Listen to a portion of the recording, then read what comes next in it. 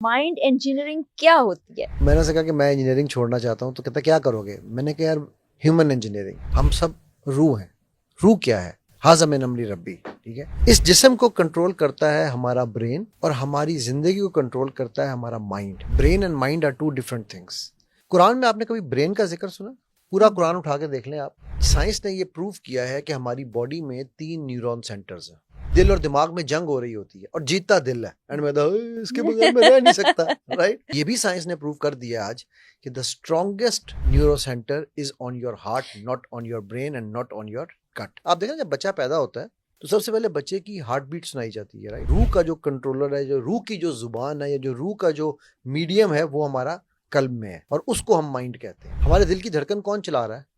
अल्लाह ताला। अल्लाह नहीं चला रहा है।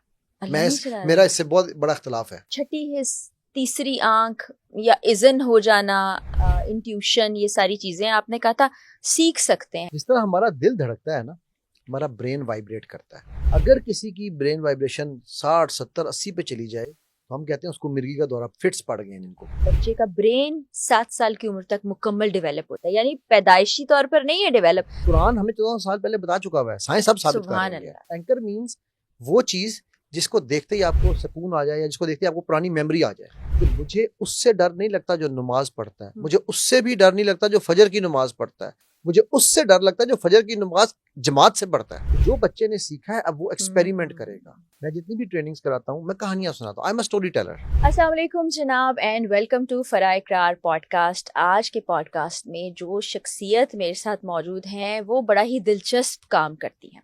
छठी हिस्स के बारे में बात करती हैं, दिमाग को भी पढ़ लेते हैं, उसके साथ साथ इलाज करते हैं। जैसे टेलीपैथी होती है उस तरह से इलाज भी किया जाता है। आपको जानते नहीं, आपको मिले नहीं, लेकिन आपके घर का नक्शा क्या है वो आपको बता देंगे। और बहुत सी ऐसी चीज़ें जो हमारे लिए बड़ी हैरान कुन है। ना सिर्फ ये काम प्रोफेशनली कर रहे हैं, बल्कि इनके बहुत से स्टूडेंट्स पूरी दुनिया में मौजूद हैं। इनसे मिलते हैं और जानते हैं कि ये सब है क्या। हमारे साथ आज की मेहमान शख्सियत हैं माइंड इंजीनियर अली साहब। अस्सलाम वालेकुम। वालेकुम अस्सलाम वरहमतुल्लाह। कैसे हैं इंजीनियर साहब आप? अल्हम्दुलिल्लाह। ये आपने पढ़ा क्या है? ये माइंड इंजीनियरिंग क्या होती है? मैं ओरिजिनली मैकेनिकल इंजीनियर हूँ। यूनिटी अच्छा। लाहौर से मैंने मैकेनिकल इंजीनियरिंग की थी और उसके बाद फिर 2000 फिर मैंने 8 साल ऑयल एंड गैस में काम किया, श्लम्बर्जे एंड शेल। और 2003 के एंड में मैं अपने बॉस के पास गया और उसको मैंने कहा कि यार मैं इंजीनियरिंग से डाइवोर्स लेना चाहता हूँ। मेरी अम्मी कहती थी सेपरेशन कहा करो, डाइवोर्स ना कहा करो। बिल्कुल ठीक है। तो मैंने उससे कहा कि मैं इंजीनियरिंग छोड़ना चाहता हूँ, तो कहता क्या करोगे? मैंने कहा यार ह्यूमन इंजीनियरिंग। तो उसने कहा ह्यूमन इंजीनियरिंग क्या होती है? मैं कह neither I know nor anybody else knows, but इंशाल्लाह very soon the whole world will know. अब वो ह्यूमन इंजीनियरिंग से शुरू हुआ और फिर इवेंचुअली वो माइंड इंजीनियरिंग बन गई। बेसिकली देखिए, हम जो कुछ भी है ना, मैं और आप, ना मैं ये जिस्म हूँ ना आप ये जिस्म है, हम सब रूह हैं। रूह क्या है? हाज़ा मिन अमरी रब्बी, ठीक है। उस रूह की, अगर मेरी रूह आपके जिस्म में होती तो आज मैं वहां बैठा होता, राइट। उसको एक मीडियम दिया है अल्लाह ने, वो ये है जिस्म। इस जिस्म को कंट्रोल करता है हमारा ब्रेन और हमारी जिंदगी को कंट्रोल करता है हमारा mind. Brain and mind are two different things. Brain physical है, हार्डवेयर है, माइंड सॉफ्टवेयर है, ठीक है। अच्छा, ब्रेन और माइंड दो अलग चीज है। बिल्कुल अलग चीजें हैं जी। माइंड जो है ना, आप मुझे देखिए ना, मैं अक्सर लोगों से सवाल पूछता हूँ, कुरान में आपने कभी ब्रेन का जिक्र सुना? पूरा कुरान उठा के देख लें आप, कहीं पे आपको लफ्ज ब्रेन, दिमाग, जहन कहीं पर मिलता है? अरबी में या उर्दू ट्रांसलेशनों में भी कभी कहीं मिला है? ये गौरतलब नुक्ता है। एग्जैक्टली हमें कल्ब मिलता है, ठीक है। रूह मिलती है। रूह तो है ही है, कल्ब मिलता है ना। अब हम आज साइंस ने ये प्रूव किया है कि हमारी बॉडी में 3 न्यूरॉन सेंटर्स हैं, ठीक है। न्यूरॉन सेंटर, एक ब्रेन है, फिजिकल ब्रेन, एक न्यूरॉन सेंटर दिल के ऊपर है और एक न्यूरॉन सेंटर हमारी गट के ऊपर है। सही। अभी कभी होता है ना, मेरी गट फीलिंग है, फिर दिल और दिमाग में जंग हो रही होती है और जीतता दिल है, एंड में इसके बगैर मैं रह नहीं सकता, राइट। सो वो जो है ना, कल्ब जो है। और बाय द वे ये भी साइंस ने प्रूव कर दिया आज कि the strongest neuro centre is on your heart, not on your brain and not on your gut. Exactly मैंने ये रिसर्च अभी कुछ दिन पहले ही पढ़ी है कि आपका दिमाग नहीं बल्कि आपका दिल है जो ख्यालात और जज्बात को जन्म देता है। इसीलिए कुरान बार बार कल्ब को रिबूक करता है, कल्ब की बात करता है। ठीक है, कुरान कहीं नहीं कह रहा दिमाग इस्तेमाल करो, अकल की बात करता है। अकल इज द प्रोडनी या कहना चाहिए अकल इज द सोर्स ऑफ दिल, ठीक है ना, वो रूह है। अब ये जो सारा प्रोसेस है इस चीज का, माइंड जिसको हम माइंड कह रहे हैं, उस सॉफ्टवेयर को ये 3 सेंटर्स कंट्रोल या मैनेज करते हैं। कंट्रोल तो नहीं कहूँगा, मैनेज करते हैं, ठीक है। और उनमें सबसे पावरफुल आप देखें, जब बच्चा पैदा होता है तो सबसे पहले बच्चे की हार्ट बीट सुनाई जाती है, राइट जी। तो उस वक्त तो दिमाग बना ही नहीं होता, तो वो जिंदा कैसे हो सकता है? फिर आपने देखा कई दफा लोग कहते हैं ये ब्रेन डेड है बट अलाइव है, वो कैसे जिंदा है? हार्ट डेड अलाइव नहीं होता, यानी कि हार्ट सेंटर है, कल्ब, जिसका हम इसको इस्लाम से भी जोड़ें तो फिर यही तशरीह मिलती है। एब्सोल्युटली, ठीक है। सो वो जो रूह का जो कॉन्सेप्ट है, जो रूह का जो कंट्रोलर है, जो रूह की जो जुबान है या जो रूह का जो मीडियम है, वो हमारा कल्ब में है और उसको हम माइंड कहते हैं, ठीक है। अब ये जो माइंड है इसको अब हम बहुत ज्यादा माइंड भी करते हैं, ठीक है। तो माइंड का जो काम है वो है हमारी जिंदगी को चलाना। जिस तरह मैं कहता था, ब्रेन का काम है इन 5 सेंसेस, अल्लाह ने हमें 5 सेंसेस दी हैं। आपको याद है कौन कौन सी हैं? हवा से सूंघने की हिस्स, चखने की हिस्स, सुनने की हिस्स, बोलने की हिस्स, देखने की हिस्स, बोलना नहीं, बोलने की तो हिस्स नहीं। अच्छा, सेंस करने, अच्छा नहीं 5 नहीं है, एक छठी हिस्स भी है। पहले 5वीं तो पूरी करें ना। 5वीं हमारी ये है सुनने की, देखें, देखना, सुनना, महसूस करना, चखना और सूंघना, ठीक हो गया। हाँ, वो एक मिस कर दिया। फिर एक छठी हिस्सा है, फिर एक 7वीं भी है, आपको पता है? 7वीं का मुझे नहीं पता, लेकिन छठी का मुझे पता ये 7वीं जो है ना, ये पाकिस्तानियों में तो बदरजाए अतम मौजूद है। और वो क्या है? नॉनसेंस। एक 8वीं भी है। अच्छा, 8वीं भी बता दें, जो कि बहुत ही अनकॉमन है। वो क्या है? Common sense. Common sense is not very common, आपने बिल्कुल ठीक है। लेकिन हम छठी हिस्स पर भी जाना चाहेंगे। नहीं, मैं तो खैर लाइटर नोट पे बात कर रहा था। तो ये जो ब्रेन है ना, ये इन 5 सेंसेस की बिना पर हमारी बॉडी को कंट्रोल करता है या बॉडी के एक्शंस कराता है। जो छठी सेंस है वो माइंड और रूह की सेंस है, वो कल्ब की सेंस है। इंट्यूशन भी जिसे कहते हैं, ठीक है, इल्हाम भी जिसे कहा जाता है। अनफॉर्चुनेटली या फॉर्चुनेटली ये मेरी आपके साथ कई दफ़ा इस तरह हुआ होगा, मैं लेफ्ट जाऊं, राइट जाऊं, लेफ्ट जाऊं, राइट जाऊं, आप लेफ्ट चली गई, अपने कहो हो यार काश मैं राइट चली जाती। बिल्कुल होता है, ठीक है। तो आपको पहली थॉट राइट की आई थी, लेकिन चूंकि आपको अपनी छठी हिस्स पे यकीन नहीं था, इस माइंड के कामों में अल्लाह सुब्हानहू तआला ने, मेरा और आप जब हम सो रहे होते हैं, हमारे दिल की धड़कन कौन चला रहा है? अल्लाह ताला। अल्लाह नहीं चला रहा है। मेरा इससे बहुत बड़ा इख्तलाफ है।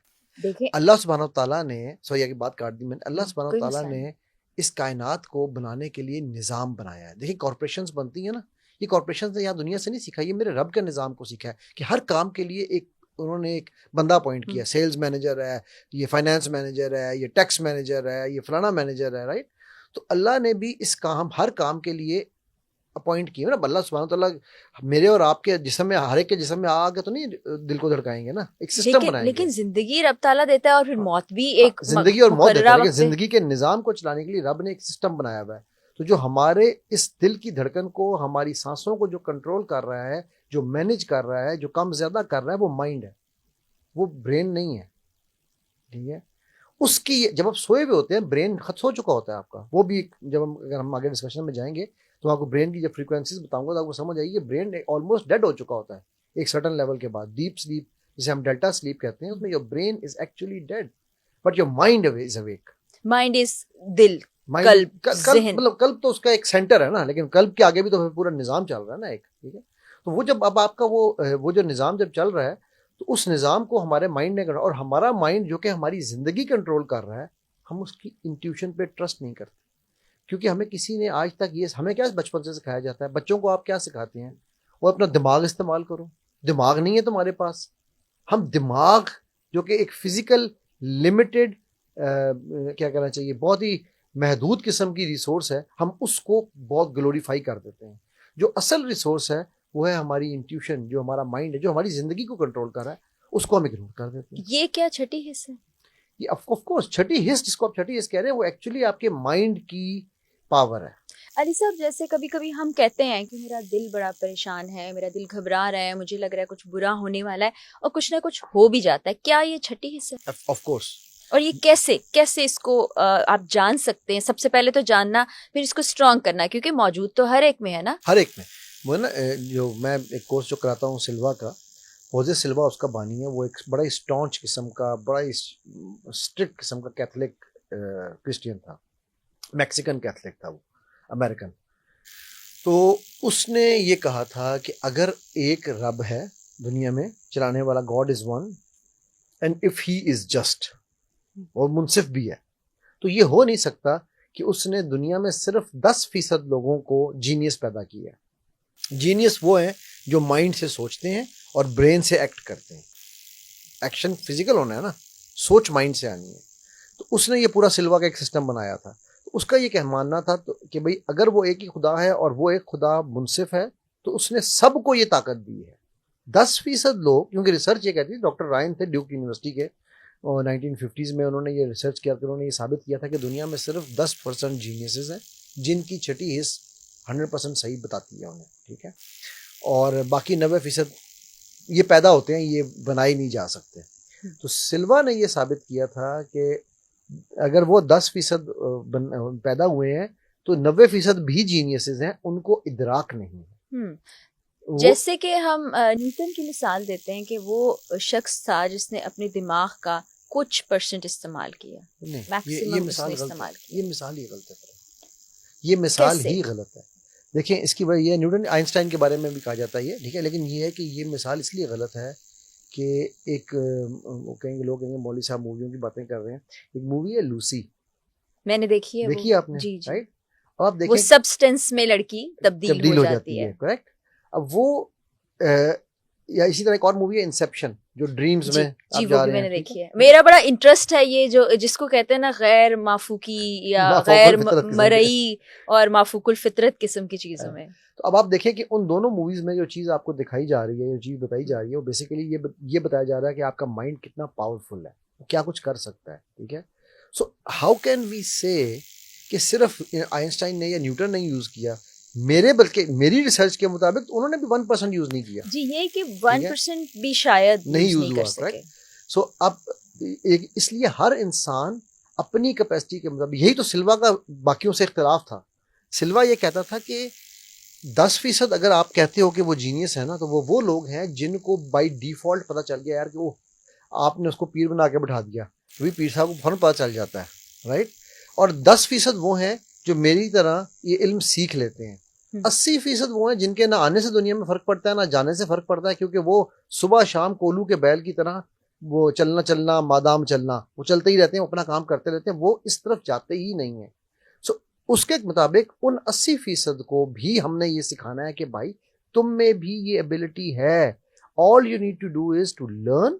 बिकॉज कुरान में अल्लाह कह रहे हैं छोड़ दें हुजूर सिल्वा को, छोड़ दें सिल्वा को, हर चीज को छोड़ देंगे। मेरा ये मानना है जो इल्म आपको रब से तोड़ के सब से जोड़े या किसी एक बंदे से भी जोड़े, उस इल्म को छोड़ दो।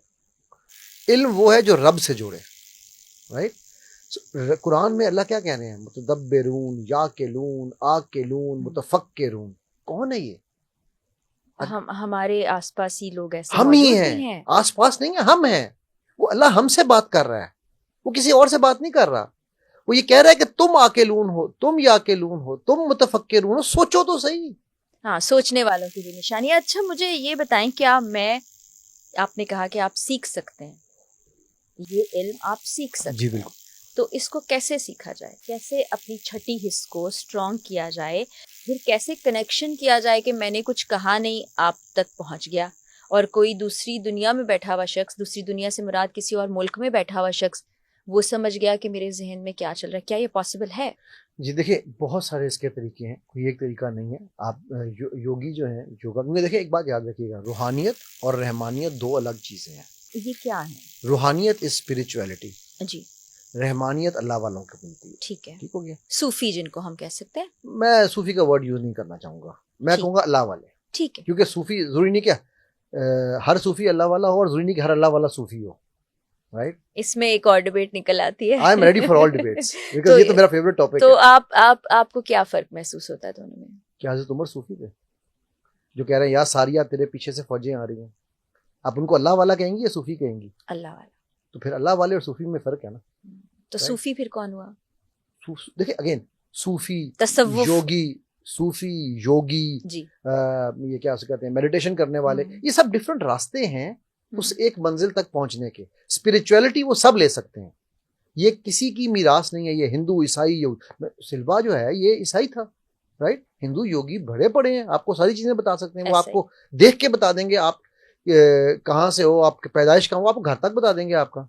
आपने भी कहा था कि आप बता सकते हैं मेरा घर कैसा लेकिन है। मैं बताता नहीं हूँ, क्योंकि मैं क्यों नहीं बताता, मेरी एक वजह है, मेरी ऑफ द कैमरा तो बता सकते नहीं, हैं। मैं on the camera end of the camera course करें, आप खुद ढूंढेंगी। नहीं, मैं अपने घर के बारे में खुद क्यों ढूंढूंगी, मुझे तो मालूम है। नहीं, मैं दूसरों के, मैं वजह बताता हूँ आपको। देखो उसकी मेरी बड़ी सिंपल सी लॉजिक है। मेरा ख्याल है ये शायद पहली दफा मैं ये लॉजिक बताने जा रहा हूँ कि मैं क्यों नहीं बताता। एक तो ये कि मैं अंडर ओथ हूँ, मेरे स्टूडेंट्स अंडर ओथ होते हैं। ये ओथ किसको दिया आपने? मैंने जिससे कोर्स किया था, जब सिल्वा इंटरनेशनल जब मैंने किया, तो उनसे मैंने उनको ओथ दिया था कि हम इसकी पब्लिक डेमोन्स्ट्रेशंस के लिए, फड़े मारने के लिए यूज नहीं करेंगे, शो ऑफ के लिए यूज नहीं करेंगे, ठीक है। सेकेंडली, इसकी एक बहुत बड़ी वजह जो मैं समझाऊं, वो ये समझाऊं क्योंकि मुझे बेतहाशा मैसेज आते हैं, सर आपके पास तो अल्लाह ने इल्म दिया है, सर आप बता दें मेरे शौहर जो है वो किस लड़की के साथ सो रहे हैं। ओहो, ये एग्जैक्टली अगर मैं ये काम करने लग जाऊं, अगर मैं वो डब्बों की तरह हूं जो रॉन्ग नंबर्स हैं, मैं लव सेकंड नहीं यूज कर रहा, पहला डब्बा यूज काफी है, तो नहीं, ठीक है। अगर मैं वो डब्बों की तरह रॉन्ग नंबर हूं, पर मैं आपसे झूठ नहीं बोल रहा हूं, मैं डेली का 1.5 से 2 करोड़ रुपया कमा सकता हूं बगैर कुछ किए, सिर्फ ये फोन कॉलों को या ये मैसेजेस को। मैं आपको अभी अपना फोन दिखाऊं तो आपके पास पॉडकास्ट पे आने से पहले मैं अपने सारे मैसेजेस जीरो करके आया था, जस्ट आपको सामने सिर्फ एक दिखाने के लिए। इस वक्त हमें बैठे हुए मतलब 20 मिनट ही हुए होंगे अभी तक, कम हुए होंगे। तो 634 मैसेजेस हैं अभी जिनकी मैंने अभी रिप्लाई करनी है। और इन 634 में मैं आपको गारंटी दे सकता हूँ कि 300 मैसेज ये होगा कि मेरा शौहर कहाँ बैठा हुआ है, मेरा बच्चा क्या कर रहा है, मेरी बीवी के ऊपर देखें, ये मैसेज हैं। अगर मैं उनसे सिंपली 50,000 रुपया भी मांगू ना, वो मुझे हंस के देंगे। तो 300 को 50 से मल्टीप्लाई करना, ये मैं डेली कमा सकता हूँ। सो इसलिए मैं पब्लिक डेमोन्स्ट्रेशन भी नहीं करता, इसलिए मैं इनको टोटल डिस्कस करता हूँ, sorry I am not interested. अभी मैंने जिस तरह आपसे पहले ऑफ द कैमरा बात हो रही थी, पता नहीं आप इसको जाने देंगी ऑन एयर या नहीं। जाने देंगे कि एक बच्ची ने मुझे कहा, फोन मैसेज किया, अभी उसका मैसेज मैं आप जब आई हैं तो उसी को रिप्लाई कर रहा था, ठीक है जी, कि सर मैं किसी के साथ 3 साल से फिजिकल रिलेशन में हूँ, अब उसने शादी का प्रपोजल दिया, तो अब मैं देखना चाहती हूँ वो बंदा कैसा है, मुझे बताएं वो सिंसियर है मेरे साथ या नहीं। आप जितने पैसे कहेंगे मैं दूंगी इस काम के। अच्छा, ये अली साहब, हमारी डिस्कशन कुछ और तरफ चली गई। कुछ काउंसलिंग के लिए बच्चियां आती हैं, उनका भी अलमिया होता है कि एक शख्स जो है वो कहता है बड़ी मुझे तुमसे मोहब्बत है, तो आ जाओ, कुछ वक्त हम गुजारते हैं और फिर मैं तुम्हारा रिश्ता भेजूंगा, और वो रिश्ता कभी नहीं आता। ये बड़ा अलमिया। लेकिन हम वापस उसी चीज़ पर आ जाते हैं कि ये जो छठी हिस्स, तीसरी आंख या इज़न हो जाना, इंट्यूशन, ये सारी चीज़ें आपने कहा था सीख सकते हैं क्या? मैं, आप, ये बच्चा, हमारे स्टूडियो में जो बाकी लोग हैं, ये भी सीख सकते हैं? हर इंसान सीख सकता है, और ये अंदर आपके अंदर मौजूद होती है। जी, बेसिकली 10 साल से बड़ा हर बच्चा। ओके, मैं ऐसे एक काम करते हैं, इस सवाल को आप पार्क करें, हम इस पे वापस आते हैं। ठीक है, पहले मैं आपको बताता हूँ ये चीज है क्या, बिल्कुल ठीक है। ठीक है, अगर आपको जिस तरह हमारा दिल धड़कता है ना, हमारा ब्रेन वाइब्रेट करता है। तो ब्रेन, दिल की धड़कन को तो हम 71, 72, 65 मेजर कर लेते हैं। ब्रेन की वाइब्रेशन को मेजर करने के लिए जिस तरह यहाँ ईसीजी की जाती है, यहाँ ईईजी मशीन लगाई जाती है। अब वो जो ब्रेन की, जो इस वक्त मैं और आप बैठे हैं, ये जो बच्चे बैठे हैं यहाँ पर, हमारी वाइब्रेशन इस वक्त ब्रेन की जो एडल्ट्स हैं वो 20 से 22 के दरमियान होगी, ठीक। अगर किसी की ब्रेन वाइब्रेशन 60, 70, 80 पे चली जाए तो हम कहते हैं उसको मिर्गी का दौरा, फिट्स पड़ गए इनको, ठीक है।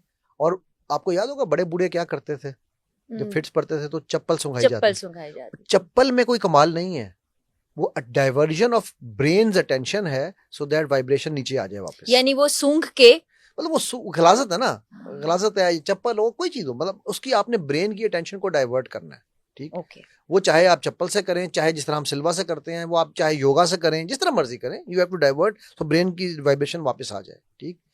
अच्छा, अब इससे नीचे जो वाइब्रेशन है वो है अल्फा सेंटर।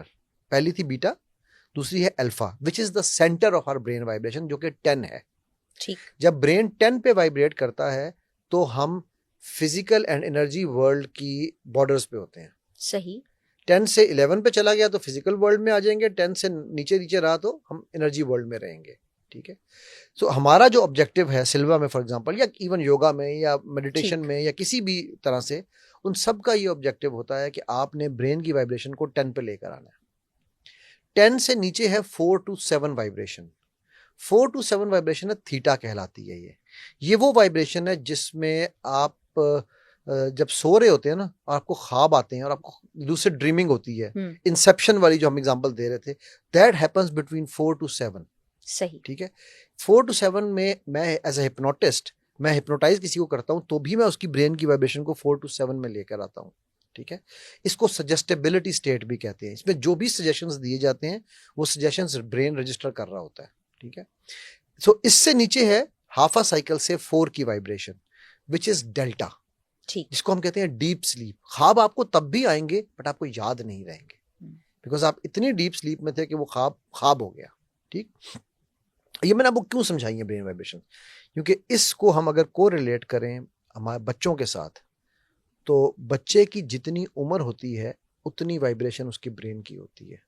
अगर बच्चा 4 साल का है तो उसका ब्रेन 4 पे वाइब्रेट कर रहा है। मैंने आपको अभी क्या बताया था, एज एन हिप्नोटिस्ट मेरा काम क्या है कि ब्रेन को 4 से 7 के लाना। एग्जैक्टली। सो हम 4 साल के बच्चे को हम समझते हैं कि यार ये सोया हुआ है, वो सोया हुआ नहीं होता, वो हर चीज को स्पंज की तरह एब्जॉर्ब कर रहा होता है। खराटे ले रहा होगा, आपको लग रहा है ये खराटे घोड़े बेच के सोया हुआ है, पर वो बच्चा हर चीज को एब्जॉर्ब कर रहा है। Very interesting. ठीक है। सो 4, और हम आप देखें ना, इस्लाम में नमाज का हुक्म कब दिया गया? 7 साल की उम्र में। और सख्ती का हुक्म कब किया गया? 10 साल की उम्र में। Now think about it scientifically, up to 7 बच्चा हिप्नोटिक स्टेट में है। अप टू 7 तक है उसका ब्रेन का, वो उसमें वो हर चीज को एब्जॉर्ब करेगा। तभी कहते हैं ना, बच्चा वो नहीं करता जो आप उसे कहते हैं। अच्छा, अब मैं वो चीज समझ रही हूँ जो कहते हैं कि बच्चे का ब्रेन 7 साल की उम्र तक मुकम्मल डेवलप होता है, यानी पैदाइशी तौर पर नहीं है डेवलप। जो हम समझाते रहते हैं, मारते हैं, तुम्हें समझ नहीं आ रहा, तो वो 6 साल के बाद यानी 7 साल में मुकम्मल होता है। Okay, उसमें भी मुकम्मल नहीं होता। जो हमारा फ्रंटल लोब है, जिसको अल्लाह ने कुरान में काज़िबतुन नाज़िया कहा, ठीक है, जो अबू जहल के कि हम इनका यहाँ से माथे से निकालेंगे और हम इसको इनको वापस डालेंगे फिर निकालेंगे, वो 12 साल की उम्र में जाके होता है। अब मैं आपको ये पूरा साइकिल एक्सप्लेन करता हूँ, बड़ा मजेदार साइकिल है। ठीक है। और इसे देखिए, कुरान हमें 14 साल पहले बता चुका हुआ है, साइंस सब साबित कर रही है। ठीक है। क्योंकि मैंने जो एक काम किया, सिल्वा बहुत लोग कराते हैं, ठीक है, मैंने जो एक काम किया, मैंने कहा मेरी जब अनफॉर्चुनेटली या फॉर्चुनेटली इंजीनियरिंग पढ़ी तो बेस्ट यूनिवर्सिटी में जाके पढ़ी। ठीक है। दीन पढ़ने के लिए हमारे पास कोई इस तरह की अपॉर्चुनिटी नहीं थी, क्योंकि दीन पढ़ने वालों को यूं देखा जाता था, वे बच्चे को मदरसे में भेज रहे हो, बच्चे को यहाँ भेज रहे हो। अनफॉर्चुनेट है ना, क्योंकि हम क्लेम करते हैं हम मुसलमान, हम उनको मानते हैं, उनकी नहीं मानते ना, राइट। सो अब जब मैंने सीरत नबी सल्लल्लाहु अलैहि वसल्लम को माइंड साइंसेस पढ़ने के बाद पढ़ा, मैं सर पकड़ के बैठ गया। फिर मैंने कुरान उठाया, अभी जो मैं किताब लिख रहा हूँ उसका नाम है कुरान सुन्ना एंड माइंड साइंसेस। ठीक है। कि मैं कहा यार ये हो क्या रहा है, ये सब कुछ तो मुझे बता दिया गया है इतने 100 साल पहले। एक फॉर एग्जांपल, अभी मैं आपको एक छोटी सी एग्जांपल देता हूँ, थोड़ी सी साइड डाइवर्जन है लेकिन कोई बात नहीं, बड़ी इंटरेस्टिंग गुफ्तगू कर रहे हैं आप। कि एंकरिंग एक टेक्निक है हमारी एनएलपी में। NLP is neuro linguistic programming. ठीक है। तो मैं अभी कहीं पर किसी शो पे बुलाया हुआ था उन्होंने मुझे, मॉर्निंग शो पे, तो वहाँ पर उन्होंने मुझे कहा जी एंकरिंग क्या होती है। मैंने कहा एंकरिंग तो कुरान ने सिखाई है आपको। मैंने कहा जी ये कैसे हो सकता है, कुरान में एंकरिंग का कॉन्सेप्ट कहाँ से आया। मैंने कहा अल्लाह भी ज़िक्रिल्लाहि तत्मइन्नुल कुलूब, अल्लाह कह रहे हैं कि मैं अपने साथ एंकर कर रहे हैं कि मेरा जिक्र करोगे तो इत्मीनान आएगा। एंकर मीन्स वो चीज़ जिसको देखते ही आपको सुकून आ जाए, या जिसको देखते ही आपको पुरानी मेमोरी आ जाए। ठीक है। नबी सल्लल्लाहु अलैहि वसल्लम की हदीस उठाएं, हर चीज़ पे एंकर है वो। ठीक है। उनकी खुशबू, वो ऐसे, वो कहते हैं ना, he was the most best smelled person people would have ever smelled, right. तो उनकी खुशबू एक एंकर थी, वो जहां से गुजरते थे लोग कहते हैं यार ये नबी वसल्लम गुजरे हैं यहाँ से, राइट। सो ये एंकरिंग तो हमें कुरान ने सिखाई, सीरत में हमने देखी। आज अगर ये साइंस सीख गई है तो कोई बड़ा कमाल नहीं है। हाँ, मैं साइंस के इस सीखने को डिनाई नहीं कर रहा हूँ। क्यों? क्योंकि थे तो किताबें अपने आबा की, जो देखे उनको यूरोप में तो दिल होता है सी पारा, मगर वो इल्म के मोती किताबें अपने आबा की। कि हमने इल्म छोड़ दिया, उन्होंने पकड़ लिया। ठीक है। वो यहूदी क्या कहते थे उस वक्त, कहते थे हमें पता है ये सच्चा है नबी सल्लल्लाहु अलैहि वसल्लम, लेकिन हम मान नहीं सकते। ठीक है। सो उन्होंने ये, उनको ये पता था। ये नेपोलियन ने गालबन कहा था, या उसने चर्चिल ने, मुझे अभी एग्जैक्टली इनसे निकल गया है, कि मुझे उससे डर नहीं लगता जो नमाज पढ़ता है, मुझे उससे भी डर नहीं लगता जो फजर की नमाज पढ़ता है, मुझे उससे डर लगता है जो फजर की नमाज जमात से पढ़ता है। वाह, ठीक है। क्या बात है। क्योंकि ये नहीं सोएगा। ठीक है। तो इकबाल ने इसको यूं कहा कि इनके जिस्म से रूह मोहम्मदी को निकाल दो। तो this was the attack they started doing in 1800 early 1800s, ठीक है। सो अब जब हम ये सारी चीजें हमें वहां सिखाई गई हैं, तो 7 साल की उम्र में हम वापस आते हैं उस टॉपिक की तरफ। 7 साल की उम्र तक बच्चा जो है वो स्टेट ऑफ हिप्नोसिस में होता है।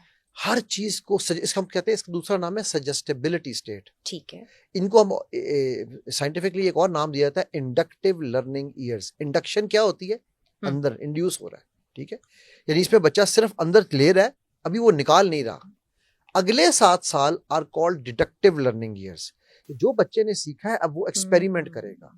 नाउ इस्लाम ने कहा कि 7 साल तक तो बच्चे को नमाज का कहना ही नहीं है, आपने 7 साल तक करके दिखाना है, ठीक है। 7 साल में कहना बेटा आजा मेरे साथ चल नमाज पे, तो फिर वो करने लगेगा। उसने देखा ना पहले 7 साल में इंड्यूस किया उसके अंदर। आप अब वो डिड्यूस करने लगा है कि नमाज पढ़ते थे बाप तो फायदा हो रहा था उन्हें, अब मैं देखता हूँ कि मैं करूंगा तो मुझे क्या होगा, ठीक।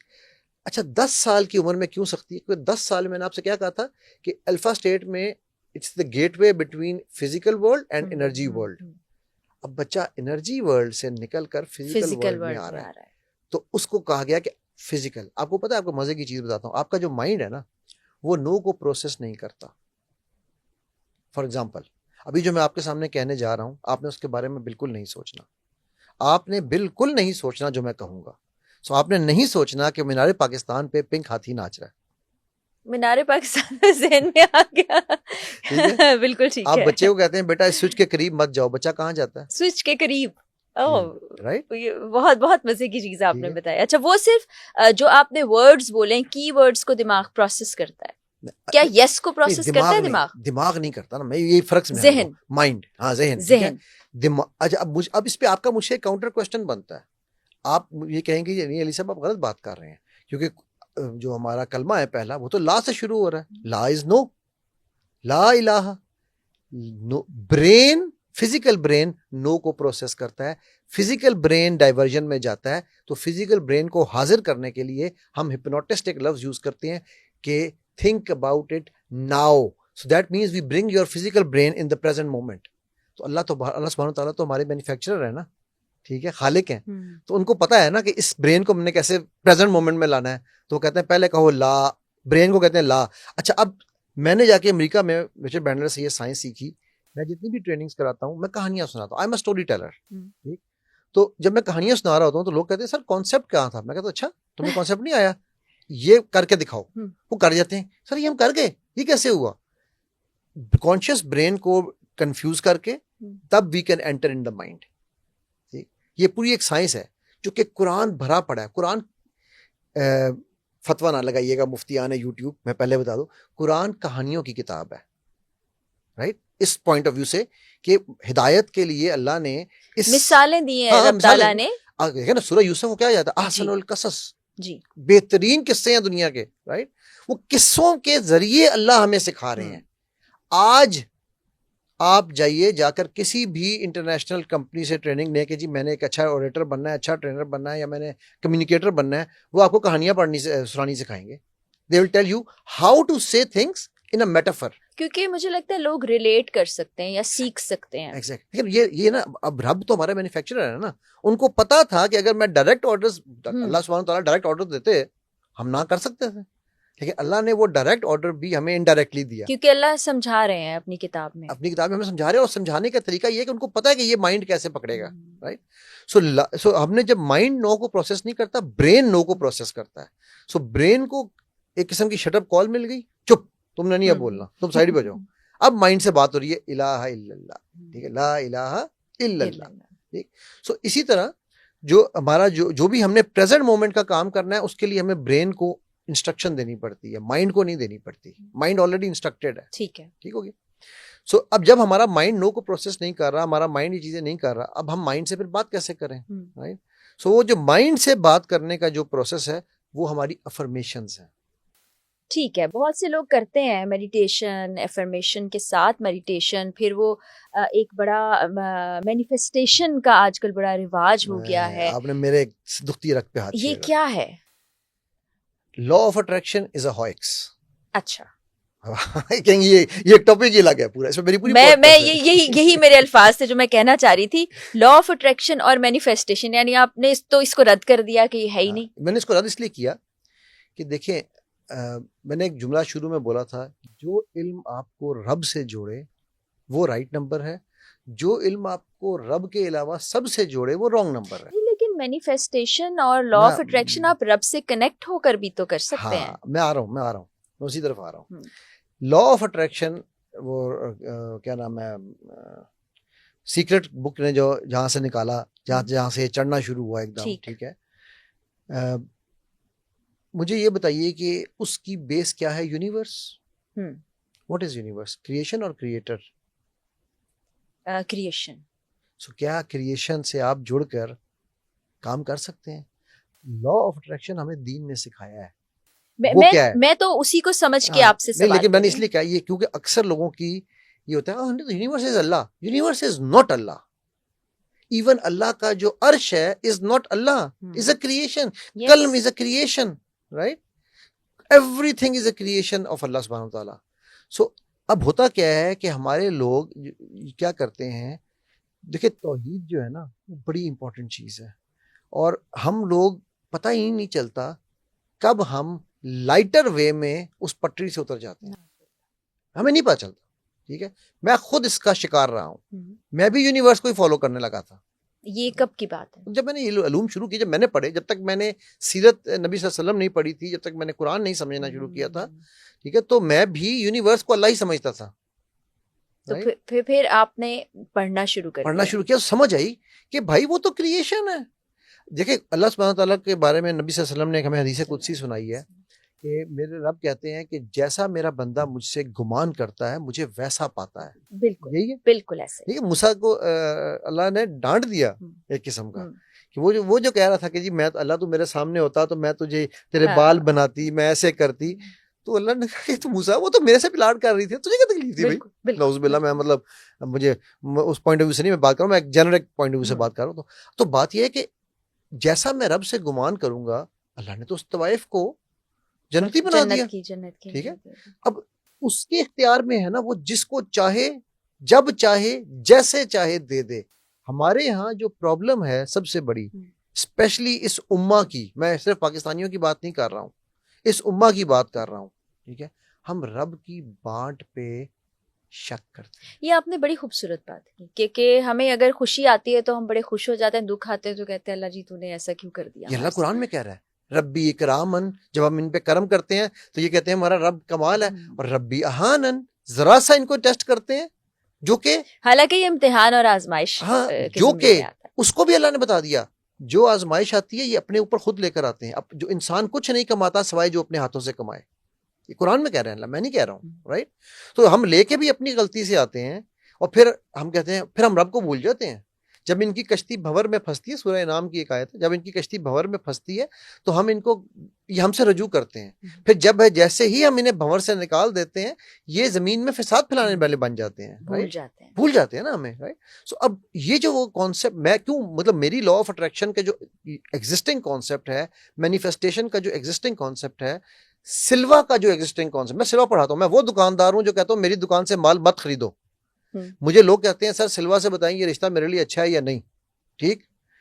मैं कहता हूँ भाई इस्तिखारा करो। नहीं, वो इस्तिखारा हम करवा लेंगे। मैं कहा करवाना नहीं है, खुद करना है। ये सबसे पावरफुल दुआ है जो हमारे नबी सल्लल्लाहु अलैहि वसल्लम ने हमें सिखाई है। इससे जामे दुआ मुझे दिखा दें कौन सी है, राइट? डायरेक्ट अल्लाह से बात हो रही है। और ये दुआ जो हम करते हैं, जो हम नवाफिल अदा करते हैं या अल्लाह से कनेक्शन करते हैं, ये असल में तो ये मैनिफेस्टेशन और लॉ ऑफ अट्रैक्शन है ना। बिल्कुल। तो हमें तो बहुत पहले सिखा दी, और इस्तिखारा कितनी आपने खूबसूरत बात की। अली साहब, आप दिमाग पढ़ सकते हैं?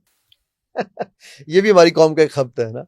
देखिए मैं आपको एक छोटी सी बात बताऊं, क्योंकि हमारे टेलीविजन पर प्रोग्राम्स में लाइव दिमाग पढ़ के बताया गया, और ये सारा लोग बड़ा इंटरेस्ट लेके देखते हैं। अनफॉर्चुनेटली हम लोगों को ना, मुझे बचपन से ना इमरान सीरीज पढ़ के बड़ा शौक था। वो आपने एक नाम लिया था टेलीपैथी। मैं टेलीपैथी कहता हूँ उसको, टेलीपैथी नहीं कहता, because that's also another Hoeks. अच्छा, टेलीपैथी भी नहीं होती? हाँ, आई कैन प्रूव दैट। मैं तो जब छोटी थी, आपने याद दिला दिया इमरान सीरीज, तो अक्सर वो मोमबत्तियां जला के ना कोशिश भी की मैंने, जब बचपन की बात बता रही हूँ। क्षमा भी नहीं करते थे हम, मेरे ख्याल तकरीबन सभी बच्चों ने किया होगा। ठीक है। अच्छा, आपके मुताबिक ये सब ये एक ड्रामा है? ये सब एक ड्रामा। देखो मैं अब आपको सामने एक छोटी सी एग्जांपल देता हूँ, बहुत ही क्रूड सी एग्जांपल देता हूँ। ठीक है, ठीक है। मैं ये भी नहीं कहता कि मैं पावरफुल एग्जांपल दूं। आप एक जंगल से गुजर रही हैं, ठीक है, और जंगल के बाहर जो है ना वो नंबर 17 लिखा हुआ है, और अंदर से गुर्राने की आवाजें आ रही हैं, पंजों वाली। आपके माइंड में कौन सा जानवर आता है? शेर आएगा। मैंने शेर का नाम लिया कहीं? नहीं। नंबर 17 को उल्टा करके पढ़ें, क्या बनता? लायन। Number NO17 lion. ये सारी की सारी साइकोलॉजिकल गेम्स हैं जो खेली जाती हैं। अब आप देखिए कि जो नंबर 17 था, इसको उल्टा करें तो लायन बनता है। अब आपके माइंड में, मैंने आपको पंजे बार बार दिखा रहा था मैं, राइट? पंजे तो ओके, रीच के भी हो सकते हैं, गुर्राता रीच नहीं है। Yes yes yes, right? जंगल है, करेक्ट, और नंबर 17 आपके माइंड ने फौरन फ्लिप किया है, लायन। ओके, और ये गैर महसूस तरीके से, मुझे नहीं पता, ये गैर महसूस, दिस इज माइंड रीडिंग। ये मैंने एक बहुत ही क्रूड तरीन एग्जांपल दिया। अच्छा, तो इसी तरह आप 4 चीजें और मुझसे पूछेंगे और उसके बाद आप एक रीडिंग दे देंगे कि ये आपका दिमाग लीक मैं आपको तो छोड़ दीजिए, 10,000 बंदे बैठा लें, 10,000 बंदों के सामने। अच्छा, मैं ये गिमिक्स नहीं करता, ये जो लोग कर रहे हैं ना टीवियों पे, अल्हम्दुलिल्लाह मैं इन सबको एक्सपोज कर सकता हूं। तो क्या ये सिर्फ ट्रिक्स हैं? ये टोटल ट्रिक्स हैं, जिसको हम कहते हैं हाथ की सफाई। ये मैजिशियंस हैं जिन्होंने एक नेक्स्ट लेवल ले लिया है। वो जो एक इंडिया वाली है, वो तो कहती है मुंह से, तो कहती है कि मैं साइकोलॉजिकल ट्रिक्स करती हूँ, मैजिक करती हूँ, साइकोलॉजिकल मैजिक करती हूँ। यानी ये मैजिक नहीं है, दरअसल ट्रिक्स हैं जो आपके दिमाग को रीड कर सकते हैं। देखिए ना, अभी इसको ना मैं आपको छोटी सी, NLP के अंदर हमारी एक टर्मिनोलॉजी जिसे हम कहते हैं पेसिंग एंड लीडिंग, ठीक है? फॉर एग्जांपल करते हैं जी, पेसिंग एंड लीडिंग। पेसिंग, आपने येलो रंग के कपड़े पहने हुए हैं, आप ब्लैक चेयर पे बैठी हैं जी, आप स्टूडियो में बैठी हुई हैं, बिल्कुल, आपके सामने माइक लगा हुआ है, आप सिलवा करने जा रही हैं। अब आप देखिए, मैंने आपको तो नहीं कहा था कि आप सिलवा करना है, क्योंकि आप मुझे एक ट्रिक के जरिए से जी oh I see, and then I led you to what I wanted you. हालांकि मैं नहीं सीख रही हूँ और ना मैं करना चाहती हूँ, बट मैंने जी बोल दिया। आपने बगैर सोचे समझे बोला है। जी जी जी। दुकानदार करता है, बाजी जी आपको ये पसंद आया, ये पसंद आया, ये पसंद आया, ये आप लाजमी लेंगी, और वो ले लेते हैं क्योंकि ये आपके दिमाग से खेला जा रहा है। जी बिल्कुल बिल्कुल, this is a science. Pacing and leading में NLP में पूरे एक दिन का मेरा लेक्चर है कैसे पेस लीड करते हैं, ठीक है? ये अच्छा, अगर ये मैनिपुलेटिवली यूज की जाए तो ये खतरनाक है, राइट? लेकिन इसको हम राइट तरीके से भी यूज कर सकते हैं। अच्छा, इसको पेरेंटिंग में यूज किया जा सकता है, बच्चों को सिखाने के लिए, बड़ी पॉजिटिव चीज। और वो कैसे किया जाता है, ये करते हैं, ये हर माँ कर रही है, और कैसे कर रही है मैं पहले आपको वो बताता हूँ, फिर मैं बताऊंगा माँ को करना कैसे चाहिए। ठीक है। माँ ये करती है, फॉर एग्जाम्पल आपके बच्चे का सुबह पेपर है, ठीक, बच्चा आया स्कूल से और आके वो खाना नहीं खाया उसने, वो खेलने चला गया, उसने खेल के वो 6 बजे वापस आ गया, मगरिब का टाइम था, वो मगरिब के टाइम पे वापस आ गया। अब आके वो बैठ के टीवी देखने लग गया, ठीक, अभी उसने खाना भी नहीं खाया और पढ़ाई भी नहीं की। तो हमारी माशाल्लाह जो काबिल माएँ हैं वो क्या कहती हैं उनको, तू कितना नालायक है, तू सुबह स्कूल गया, ठीक है, तू स्कूल से लेट आया। अब देखो, पहला भी सच है, ये हम ट्रूइज्म्स कहते हैं, पहला भी ट्रू है, स्कूल गया, स्कूल से लेट आया, आते ही तूने खाना नहीं खाया, सच है, तू खेलने चला गया, सच है, तू खेल के लेट आया, सच है, और अब तू टीवी देख रहा है, छठा सच हो गया, बिल्कुल, तू सुबह पर्चे में फेल हो जाएगा। माइंड क्या करेगा?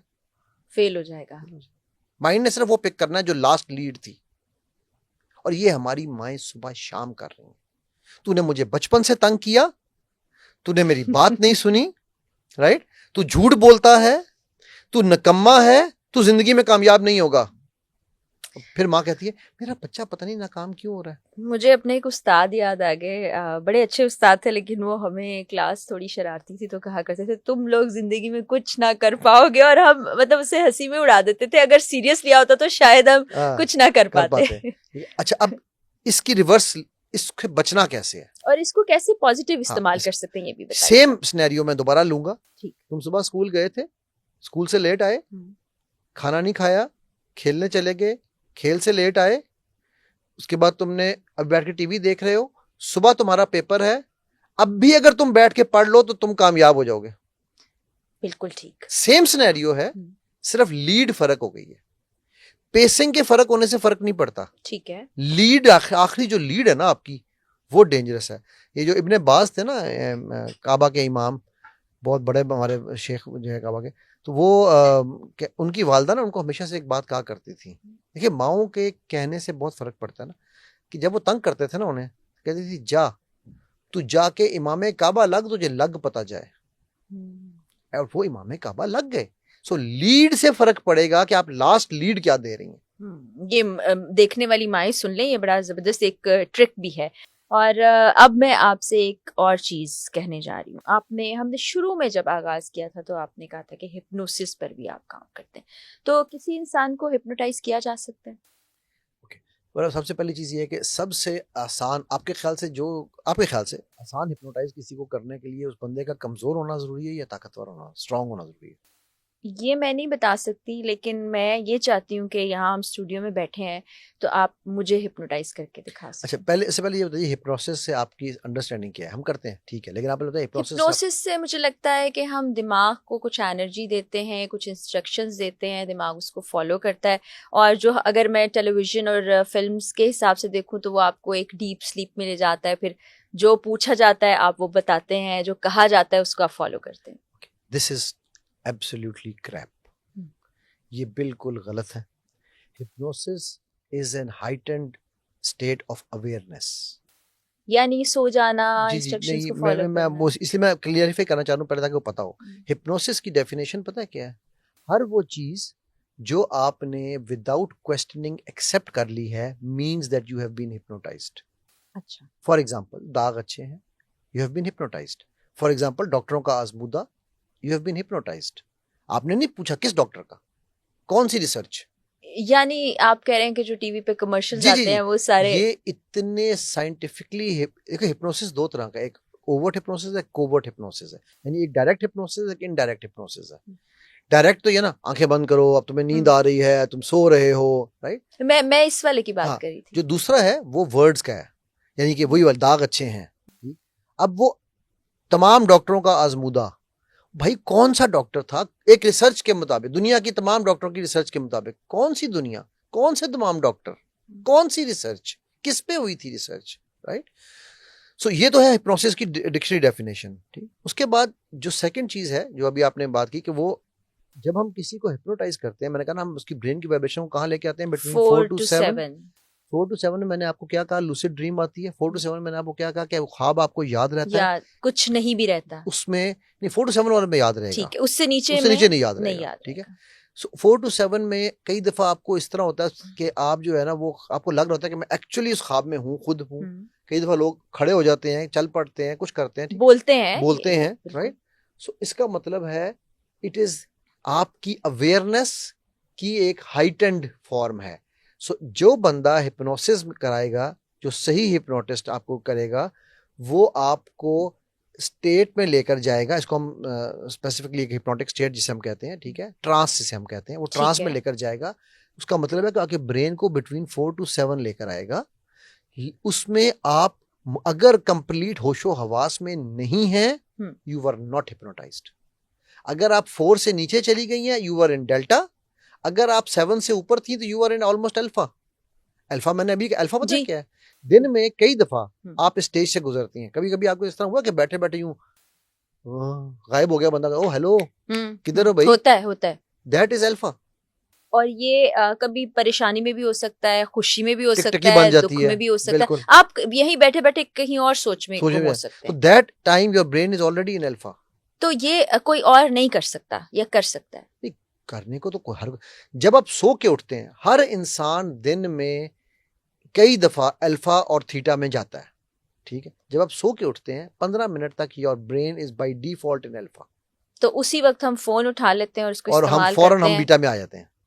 वो नहीं करना चाहिए। फिर करना क्या चाहिए? उस टाइम को यूज करें। आपने मैनिफेस्टेशन और लॉ ऑफ अट्रैक्शन की बात की थी ना, जिस तरह मैंने कहा कि यार बेस्ट जो दुआ है वो इस्तिखारे की है, इसी तरह आप जब नमाज में दुआ मांगते हैं, दुआओं से तकदीरें कैसी बदलती है, मैनिफेस्ट ये तो कर रहे बेस्ट हैं आप। मैनिफेस्टेशन है, इससे अच्छी दुआ manifestation और क्या इज द बेस्ट है, ठीक है। मैनिफेस्टेशन। और आप अगर लॉ ऑफ अट्रैक्शन की बात करते हैं, आप अगर विजुअलाइजेशन की बात करते हैं, कुर्बान जाऊं मैं अपने नबी सल्लल्लाहु अलैहि वसल्लम पे और अपने खुदा पे, अपने अल्लाह पे, ठीक है।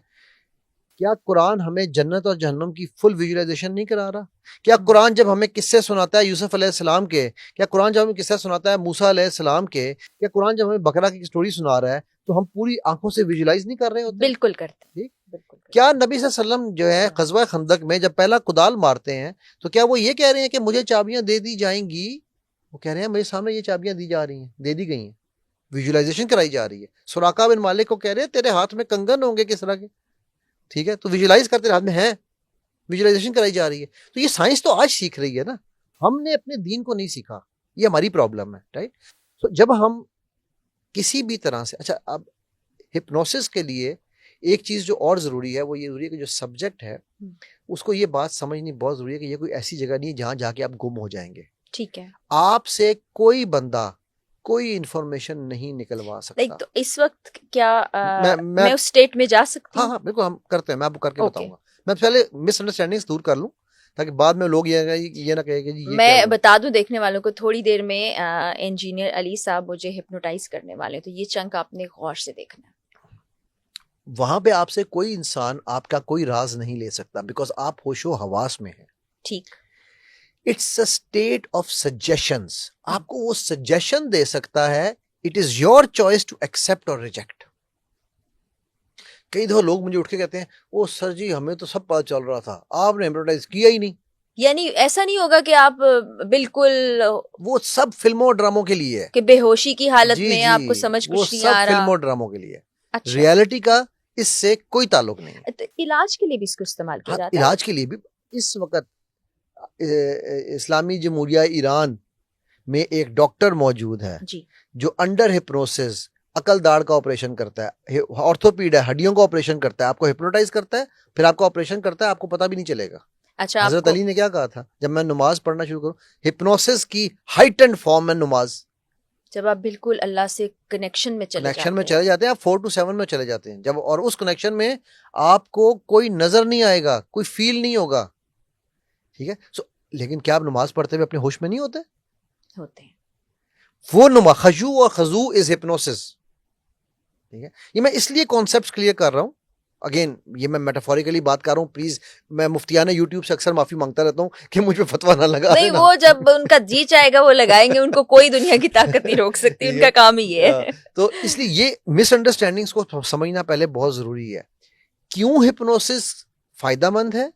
क्योंकि हिप्नोसिस के अंदर आपका ब्रेन बाकी चीजों से हटके फोकस करना सीखता है, उस एक पॉइंट पे फोकस कर रहा होता है जिसमें आपको सजेशन चाहिए। मतलब मैं अगर आपको अभी कहूँ जी हिप्नोटाइज करना है आपको, मुझे वो आपने, अगर मेरे पास पेंडुलम तो नहीं है लेकिन अगर पेंडुलम होता तो मैं उसके जरिए, वो पेंडुलम का जो ऑप्शन है ना वो है, वैसे हम बाय द वे धागा मेरी चाबी के साथ बांध के दे दीजिए, वो पेंडुलम हमारे पास नहीं है लेकिन हम ट्राई करते हैं। हाँ। अच्छा, ये मुझे ऐसा लग रहा है कि कहीं ना कहीं ये जो इस्तेमाल किया जाता है, यानी जो हिप्नोसिस जिसको हम कह रहे हैं हिप्नोटाइज करना है, ये आप के फोकस को बेहतर बनाने के लिए इस्तेमाल किया जाता है। बिल्कुल। और हमारी मिसकॉन्सेप्शंस हैं इसको लेकर। बिल्कुल मिसकंसेप्शंस हैं। अच्छा क्यों, अब इसको देखें क्यों मिसकंसेप्शंस हैं, क्योंकि हिप्नोसिस को एक कल्ट करार दे दिया गया था। 1930s तक अंडर हिप्नोसिस ऑपरेशंस हुआ करते थे। अब उसके बाद आप लेट 1800s में आपका एनेस्थीसिया आ गया जी, ठीक है। अब वो तो बेचना था ना, उन्होंने बहुत बड़ा माफिया है आपका मेडिकल के जो ये है, ठीक है, वो तो मानते नहीं ना किसी चीज को। तो उस माफिया ने इसको बेचना तो था ना आप किसी तरह से, अगर वो हिप्नोसिस रहता तो ये नहीं बिकना था, ठीक है। सो इन्होंने इसको कल्ट करार दे दिया, हिप्नोटाइज करने वालों को, हिप्नोटिस्ट को इन्होंने जनाब वो जादूगर करार दे दिया और बड़ा कुछ हुआ। मैं कहना आज भी ईरान में वो बंदा मेरे लिंक्डइन पे मौजूद है, डॉक्टर, ठीक है, जो ये काम करता है अंडर हिप्नोसिस ऑपरेशंस का, ठीक है। और तो होता ही, मैं जब हिप्नोसिस सीख रहा था तो मेरे उस्ताद ने ना मेरा हाथ, मैंने कहा सर है बोंगियां मारते हो, I am a very strong willed person, आप मुझे हिप्नोटाइज कर ही नहीं सकते, आजा बेटा आजा। उन्होंने बिठा लिया तो मेरे इस लेफ्ट हैंड को उन्होंने ये मुझे यकीन दिला दिया कि it does not exist in my body, ठीक। अच्छा अब वहां पर 4-5 लोगों को कहा कि आगे इसको चुटकी काटो, उन्होंने मुझे चूंटियां काटी। जब मैं वापस आया, उन्होंने मतलब मुझे स्टेट से निकाला, तो मैंने कहा सर मुझे पता है, सब कुछ पता चल रहा था, आपने इसको बुलाया, इसको बुलाया, इसको बुलाया, इन्होंने यहाँ मेरे हाथ फेरे। मैंने कहा अच्छा, आ जाओ वापस आओ, हाथ फेरो दोबारा। जब उन्होंने हाथ फेरा तो मैं छलांग मारी, कुर्सी से उड़ा। मैंने कहा यार ये क्या कर रहे हैं आप। नाउ बिकॉज हिप्नोसिस में आपका फोकस इस चीज से हटा दिया गया, बाकी जिस्म पे फोकस आ गया, ये चीज फोकस से हट गई। कुरान में हमारे रब ने हमें बताया है, कुरान में अल्लाह ताला कहते हैं कि हम इनकी जिल्दों को उतारेंगे और फिर दे देंगे। क्यों? आज साइंस ने प्रूव किया है कि pain is in the skin. Nociceptors जो है ना पेन के, वो हमारी जिल्द में है। सुई जैसे ही सिरिंज नीचे जाती है, तकलीफ खत्म हो जाती है। जब तक वो जिल्द में जा रही होती है, दर्द होती है, राइट। तो वो जो हिप्नोसिस के थ्रू वो जो हमारा बाजू सुन कर दिया गया, मेरा बाजू सुन करके, मतलब मुझे ये यकीन हो गया कि बाजू मेरे साथ नहीं है। अब इस बाजू पे जो मर्जी होता रहे, मुझे क्या फर्क पड़ेगा। आपको फील ही नहीं हुआ? फील ही नहीं हो रहा। लेकिन जो कम्युनिकेशन हो रही थी, जो आपको गाइड किया जा रहा था, चल रहा था। मैंने कहा ना, मैंने को सर पहले आपने इसको बुलाया, फिर आपने इसको बुलाया, फिर आपने ये आया, मुझे पता था कौन आ रहा है और मुझे वो हाथ फेर रहा है। अच्छा अली साहब, एक और बहुत से लोग महसूस करते हैं इस चीज़ को, बशमूल मेरे, वो ये होता है कि आप रात में सो रहे हैं, आपको लग रहा है कि आप बहुत ऊंची इमारत से नीचे गिर रहे हैं और आप एकदम हड़बड़ा के उठ भी जाते हैं, लेकिन आप बिस्तर के दरमियान में होते हैं, कोने पे भी नहीं होते। और एट टाइम्स लोग ये भी कहते हैं कि सोने के दौरान हमारी रूह बॉडी से निकल गई थी और वो मुख्तलिफ लोगों से मिलती रही और फिर वापस आ गई। ये क्या है? हमारी कौम का एक और खब्त, एस्ट्रल प्रोजेक्शन। ठीक है जी, इस पे भी मैंने पूरी डिटेल से अपने चैनल पे भी सारा जिक्र किया हुआ है इसका। एस्ट्रल प्रोजेक्शन नाम की कोई चीज एग्जिस्ट नहीं करती, यानी रूह का जिस्म से निकल जाना आपकी जिंदगी में मुमकिन नहीं है। मैं ना 2 सवाल पूछता हूँ लोगों से जी।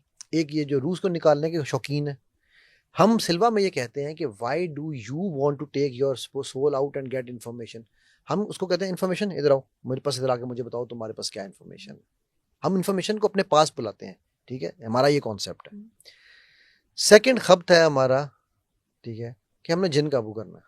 अच्छा, ये जिन्नात वाला भी बड़ा है, ये भी आप देखते हैं कि लोग कहते हैं कि जिन यहाँ मौजूद है। मौजूद तो है, देखिए जिन्नात तो है, इससे हम इनकार नहीं कर सकते। हम उनकी प्रॉपर्टी पे बैठे हुए हैं। ये जमीन हमसे पहले इस जमीन पे जाहिर है जिन्नात थे, अल्लाह ने ये उनके लिए पहले बनाई थी, ठीक।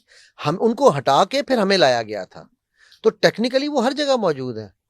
और हम कितने बेवकूफ हैं कि हम अपने से कमजोर चीज को काबू करना चाहते हैं। ठीक है, हाँ, ये चलेगा, ये जी हम इंतजाम कर रहे हैं हिप्नोसिस का। अच्छा जी, हम कितने बेवकूफ हैं कि हम कमजोर चीज को काबू करना चाहते हैं। आसान तकवीम हम हैं, वो नहीं है।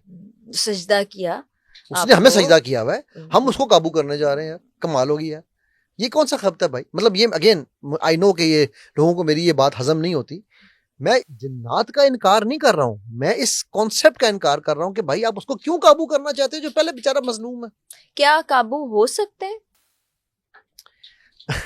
वो एक अलग स्टोरी है, लंबी हो जाएगी।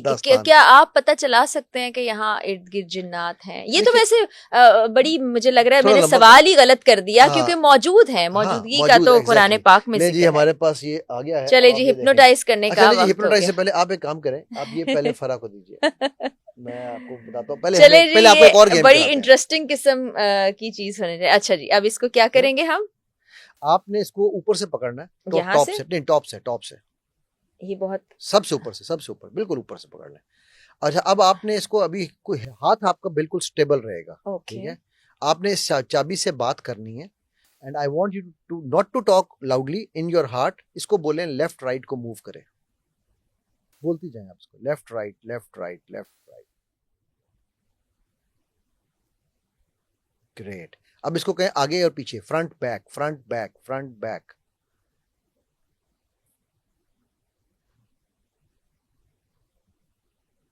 ग्रेट। अब इसको कहें मूव इन अ सर्कल, एक सर्कल में घूमे।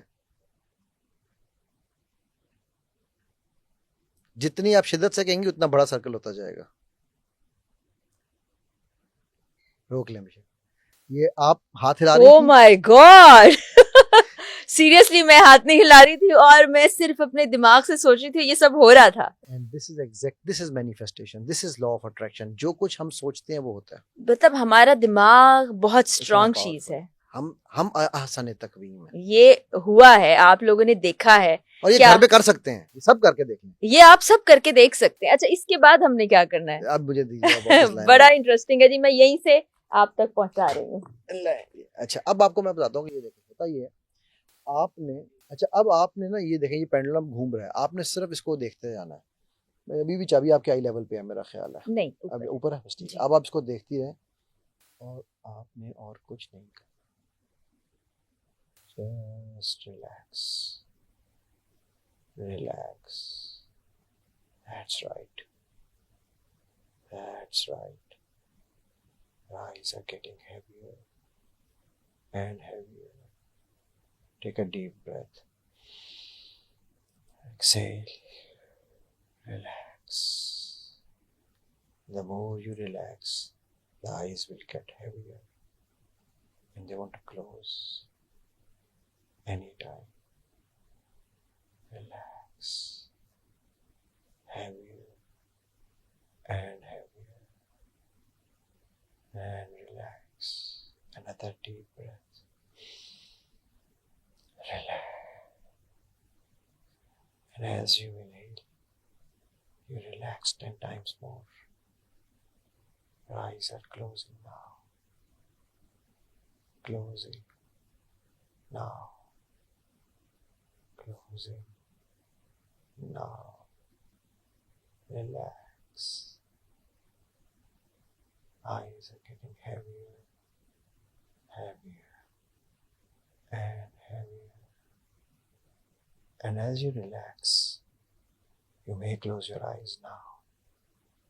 बस आईज क्लोज नहीं हो रही, बट आई क्योंकि नहीं लाइट है और शायद वो माहौल लाइट के अलावा एक और वजह है कि ये अच्छा जितना ऊपर होगा ओके उसकी वजह मैं आपको बता, लेकिन ये इफेक्टिव है। हाँ, मेरा ब्रेन स्लो हो रहा था, मेरी हाँ। आंखें हैवी हो रही थी और वो शायद लाइट्स बहुत ज्यादा या कुछ लाइट्स के अलावा लेकिन ये इट वर्क्स, ये एक चीज है, ये सिर्फ एक टेक्निक है, इसको हम कहते हैं फिक्सेशन ऑफ आईज। ठीक है, इसका मैं और फिर इसी तरह स्लोली स्लोली आपके ब्रेन की, जब आपका स्लो हो ब्रेन जाता 4 है to 7 पे आना था, आपकी आंखें आप रोक ही नहीं सकती थी। वो चूंकि हमारा पॉडकास्ट भी है, शायद ये भी था और फिर माहौल भी वो नहीं है, लेकिन ये वर्क कर रहा था। सो ये एक तरीका है। इसी तरह कई और तरीके हैं। हैंडशेक होता है, हैंडशेक इंटरप्ट, वो ये होता है कि बंदा जब हाथ मिलाने आ रहा होता है ना, तो अगले को भी पता होता है कि हाथ ही मिलाना है ना, तो उस वक्त हम पैटर्न इंटरप्ट करते हैं उसका, कि हम हाथ मिलाने की बजाय एक डिफरेंट तरीके से उसके हाथ को पकड़ते हैं, और झटके से वो बंदा जो है वो स्लीप में चला जाता है, स्लीप आई सी। अच्छा, there are many different ways. चले वो कभी हम ऑफ कैमरा देखेंगे और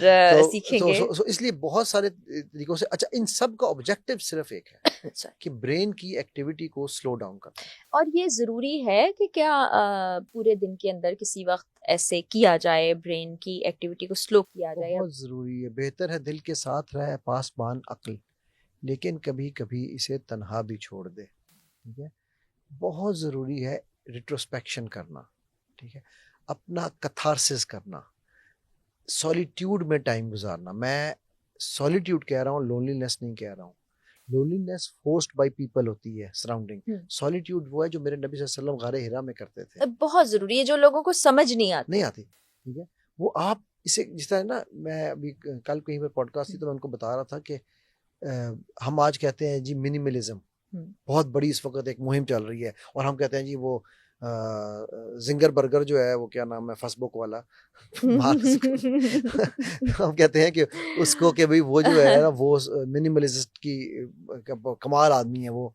मेरे नबी सल्लल्लाहु अलैहि वसल्लम was the height of minimalism. इसको हम कहते हैं फक्र इख्तियारी।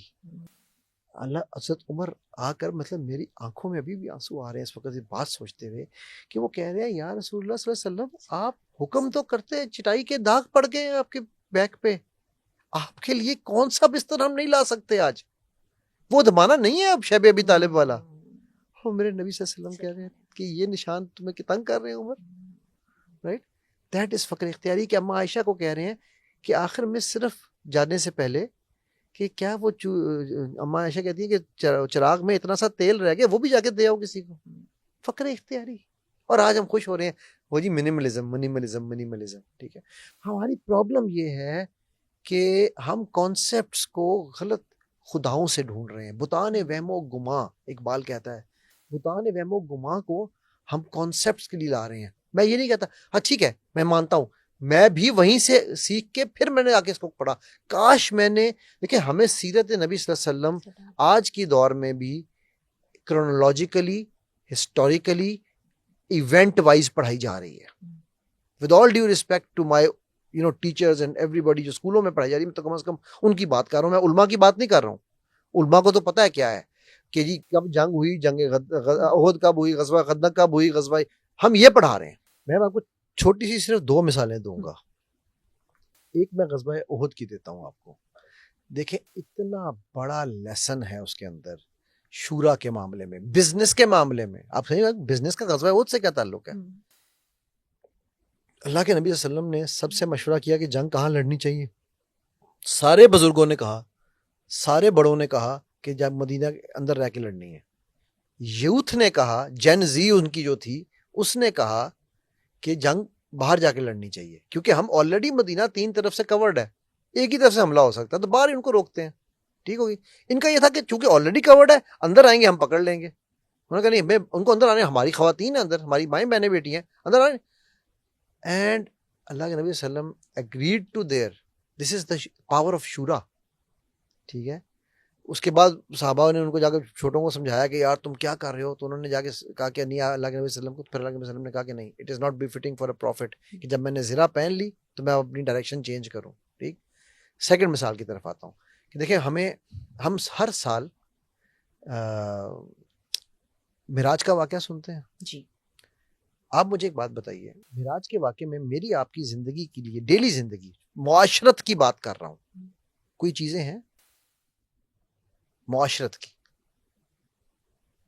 मेराज से मुआशरत मेरी समझ में नहीं आ रहा। नबी सल्लल्लाहु अलैहि वसल्लम जब बुराक पे बैठने लगे ना, तो बुराक ने टांगें उठाई, तो जिब्राइल ने उससे कहा कि तुझे नहीं पता कि आज तुझ पे कौन बैठ रहा है? जितने भी सवार तेरे पे बैठे हैं उनमें सबसे अजीम सवार आज तेरे पे बैठ रहा है। तो उसके बाद बुराक की मजाल नहीं थी कि वो कोई बदतमीजी करता, ठीक है, या कोई ऐसी हरकत करता। तो अब आप सल्लम जब पहुंचते हैं फ़लस्तीन, ठीक है, मस्जिद अक्सा के बाहर, तो सबसे पहला काम क्या करते हैं ये पता है आपको? बुराक को खूंटी से बांधते हैं। वो खूंटी आज भी उस जगह पर ही मौजूद है। क्या नौज़ुबिल्लाह मिन ज़ालिक जिब्राइल ने बुराक चोरी करना था? क्या नौज़ुबिल्लाह वो जो अंबिया जिन्होंने आपसे सल्लम के पीछे नमाज पढ़ी उनमें से किसी ने उठा के ले जाना था? क्या बुराक की मिजाल थी कि उसने भाग जाना था? तो बांधा क्यों आप सल्लम ने? मुझे और आपको ये सिखाने के लिए कि पहले अपना ऊंट बांधो फिर अल्लाह पे तवक्कल करो। ये मुआशरत है ना, करेक्ट? पहले आसमान पे जाते हैं। क्या आसमानों, क्या कायनातों को नहीं पता था कि कौन आ रहा है, किसका मेहमान है और मेहमान कौन है? लेकिन जाके जिब्राइल नॉक करते हैं और वो अंदर से पूछता है कौन? उसको नहीं पता कौन, सारी कायनात सज के बैठी हुई थी, राइट? इधर एक प्रेसिडेंट छोटा सा इतना सा नमूना होता है प्रेसिडेंट दुनिया का, वो आ जाए तो लोग जो है सड़कें बंद कर देते हैं। वो नॉक करते और वो बाहर से जिब्राइल ये नहीं कहते वो तेन नहीं पता मैं कौन? हम ये कहते हैं ना घर के बाहर हॉर्न मारते हैं, तुम्हें नहीं पता मैं कौन, बाहर मैं खड़ा हूं। कह रहे हैं मैं जिब्राइल, मेरे साथ अल्लाह के मेहमान मोहम्मद सल्लल्लाहु अलैहि वसल्लम तारुफ करा रहे हैं। क्या ये मुआशरत नहीं सिखाई जा रही है हमें? कभी हमने इस एंगल से पढ़ी है सीरत? बड़ी आपने जो बातें की हैं वो अब सुनने के बाद इंसान ज़रा जज्बाती भी हो जाता है। तो बिल्कुल ठीक बात है कि हम दुनिया के इल्म सीखते हैं और उनको समझते हैं कि ये जी बड़े आला और अरफ़ा हैं, और जो किताबें हमने बचपन से सही तरीके से नहीं पढ़ी। अली साहब, एक बहुत बड़ा मामला ये भी तो है ना कि जब बच्चे छोटे होते हैं हम उनको कुरान पाक सिखा देते हैं, अरबी पढ़ना सिखा देते हैं, उसका तर्जुमा नहीं सिखाते, जिसकी वजह से बच्चे नहीं समझ पाते। फिर बड़े होने के बाद जिसका इंटरेस्ट होता है वो तो पढ़ लेता है, लेकिन बाकी नहीं पढ़ते। तो मेरा ख्याल है माओ को और पेरेंट्स को ये भी करना चाहिए कि जो किताब पढ़ा रहे हैं उसका मतलब और मानी क्या है वो भी सिखाया जाए। फिर जब मैं 8वीं में था ना, 8वीं मेरी ज़िंदगी का बड़ा इंपॉर्टेंट साल है। उसमें अल्लाह सुब्हान तआला ने मुझे कई चीज़ें समझाई, सिखाई। उनमें से एक चीज़ मैंने अपने पल्ले से ये बांध दी थी कि मैंने अपने बच्चों को अरबी सिखानी है। अल्हम्दुलिल्लाह मेरे सारे ये बच्चे बहुत अच्छी बात अरबियों से अच्छी बोलते हैं। मेरी बेटियां जो हैं वो अरबी के एग्ज़ाम ओ लेवल जे लेवल में ए स्टार्स वाली हैं, ठीक है। तो उन्होंने ना उनके लिए वो आपस में अरबी में बात करते हैं। अच्छा। हाँ, वो हमसे कोई चीज़ छुपानी हो ना, उन्हें नहीं पता कि मैं उनका बाप हूँ, मुझे भी समझ आ जाती है। मैं बोलता नहीं हूँ। जब मैंने इनको स्कूल में दाखिल कराना था ना, तो सिस्टर रुफैदा थी, मुझे याद है, शारजाह में स्कूल है क्रिएटिव साइंस सलाह बुखातिर का, तो वहाँ मैं ले गया। तो मैंने उनको कहा, मैं कहा जी मेरे बच्चों को ना अरबी सिखाना चाहता हूँ, I want my children to learn Arabic. तो वो हंस पड़ी, हंस के मुझे कहने लगी, you want them to know Arabic or to learn Arabic, what's the difference, is the same thing. कहती हैं, डू यू नो कुरान? मैंने कहा ऑफ कोर्स। कहती हैं, हैव यू लर्नड कुरान? मैं तब सोच में पड़ा, मैंने कहा नहीं। सो कहती है, if you want your children to learn Arabic, make it a compulsion, not a choice for them. So put them in Arabic for Arabs. ठीक है, हम कुरान बच्चों को आपसे छोटा सा मेरा सवाल है, मैथ्स के ट्यूटर को आप 50,000 रुपया महीना देते हैं ओ लेवल्स के? आजकल तो यही, बल्कि लाख रुपया भी अब तो कुछ लोग ले रहे हैं, राइट, कि जी मेरे बच्चे के नंबर आ जाएं ओ लेवल्स में, करेक्ट। कुरान वाले को आप 2,000 रुपया देते हुए भी कहते हैं यार तुम 2 ले रहे हो, और वो कहते हैं कि चुप करके बैठ जाओ, उसको साइड में बिठाते हैं। कुरान मैथ का टीचर आता है तो उसके लिए टी कॉफी आ रही होती है, कुरान वाले को कहा जाता है यार पानी पिला दो यार, मौलवी साहब आए हैं। ये अलमिया तो है, लेकिन ये बहुत जरूरी है कि बच्चों को सिखाया जाए कि वो जो किताब पढ़े उसका मतलब क्या है, वरना वो अरबी पढ़ते रहेंगे, कभी समझ नहीं पाएंगे। Exactly. क्योंकि हमारी हम ना असल में मैं वो कहूँगा तो बात तो थोड़ी सी लोगों को सख्त लगती है मेरी ये बात, लेकिन मैं फिर भी कह देता हूँ, हम अंदर से जो है ना वो खुद खोखले हैं। हम लोग कहते हैं यहाँ शरीयत आए, शरीयत अच्छा, हम में से कोई एक बंदा मुझे बता दे चाहे यहाँ शरीयत आ जाए, कोई नहीं चाहता। हमारे हुक्मरान बुरे नहीं है, जैसे तुम होगे वैसे तुम पे हुक्मरान होंगे। हमारे हुक्मरान से, मुझे किसी हुक्मरान से कोई गिला नहीं है। मैं पोर्नोग्राफी एडिक्शन पे काम करता हूँ पाकिस्तान में, मेरे से ज़्यादा अल्हम्दुलिल्लाह इस टॉपिक पे कोई काम नहीं कर रहा। मेरे चैनल पे 100 से ऊपर वीडियोस पड़ी हैं इस टॉपिक पे, ठीक है, पूरी की पूरी, अगर किसी ने छोड़नी हो ना ये, तो पूरी की पूरी सीरीज पड़ी है। मैं आपको हमारी हुकूमतों की बात बताने जा रहा हूँ। आपको सिर्फ एक सवाल ये पूछूंगा, आपको पता है पाकिस्तान का पोर्नोग्राफी एडिक्शन में क्या नंबर है? मेरा ख्याल है सेकंड था। पाकिस्तान टॉप 20 में भी नहीं है। अच्छा। किधर बैठी हैं आप? अल्हम्दुलिल्लाह उसकी एक, लेकिन पाकिस्तान का बाउंस रेट में नंबर 1 है। बाउंस रेट ये होता है कि मैं देखने की कोशिश की, मैं जा नहीं सका, बाउंस होके वापस आ गया। जैसे टेनिस की बॉल फेंकते हैं ना, बाउंस होके बॉल वापस आती है, ठीक। उसमें हमारी हर हुकूमत का एक हिडन एजेंडा, खामोश एजेंडा है ये। हमारी फायरवॉल्स, हमारे वीपीएन्स दुनिया में सबसे पावरफुल है। अच्छा, ठीक है, आपके इस्लामिक बरादरान मुमालिक इसमें टॉप 20 में है। ठीक है, सो बताने का मकसद ये है कि हम, अगर हमें वो हमारी फायर वॉल्स टूट जाएं तो शायद हम नंबर 1 हो जाएं। क्योंकि एक आई थी ऐसी रिसर्च के सेकंड, नहीं वो लोग वो रिसर्च, अच्छा वो गलत है वो रिसर्च। असल में हमारे यहाँ प्रॉब्लम ये ना, हम अपने आप को इतना डिग्रेड करते हैं, खाक दर खाक, खाक सार को खाक अली कहते हैं। हम इतने खाक में मिल चुके हैं कि हमें खाक ही नजर आती है। नहीं है ना उम्मीद इकबाल अपनी कश्ते वीरा से। फरा ये मुल्क, लोग 2030 के बाद लोग यहाँ आने को मिन्नतें किया करेंगे, तड़पेंगे। ये मुल्क आप देखोगे, दिस मुल्क is going to change the world. इंशाल्लाह, इंशाल्लाह, अल्लाह आपकी ज़बान मुबारक करे, हम भी ऐसी उम्मीद करते हैं। अली साहब, कोई माइंड इंजीनियरिंग सीखना चाहे, ये सारी स्किल्स जो आप सीख रहे हैं या सिखा रहे हैं, तो उसे क्या करना चाहिए? फिर मैं कभी भी ये नहीं कहता कि मुझसे सीखो, मैं कहता हूँ जाओ जाके जिससे मर्जी सीखो, ठीक है, बट इल्म है, इल्म वाले से सीखो, लो जरूर लो उसको, ठीक है। अब NLP, सिल्वा, बॉडी लैंग्वेज, लाइफ कोचिंग, ठीक है, स्टोरी थेरेपी। अब मेटाफर्स के थ्रू आप थेरेपी कैसे कर सकते हैं? स्टोरी थेरेपी क्या है? स्टोरी थेरेपी बेसिकली, मैं आपको एक कहानी सुनाता हूँ। एक मेरे पास एक बंदा है, जिस तरह आप जहाँ बैठी हो ना, यहाँ पर इसी तरह एक वो मेरा दोस्त बैठा हुआ था इसी तरह यहाँ पर। लास्ट टाइम जब पॉडकास्ट करने आया तो उन्होंने मुझे बुलाया हुआ था, तो उसने मुझे कहा कि मैं सर, मुझे जो है ना बहुत डिप्रेशन रहता है, ठीक है। तो मैंने उसे कहा, मैंने कहा यार अच्छा तुम्हें डिप्रेशन क्यों रहता है? उसने कहा सर बस हालात मुल्क के देख के बड़ी तबीयत खराब होती है। तो मैंने उसे पूछा तो आपकी सर इसके बारे में क्या राय है? ये ऑफ एयर बात हो रही थी हमारी, ठीक है, क्योंकि इसी रूम में मैंने पहले भी पॉडकास्ट की 2-3, आपको बताया भी था। जी जी जी बिल्कुल।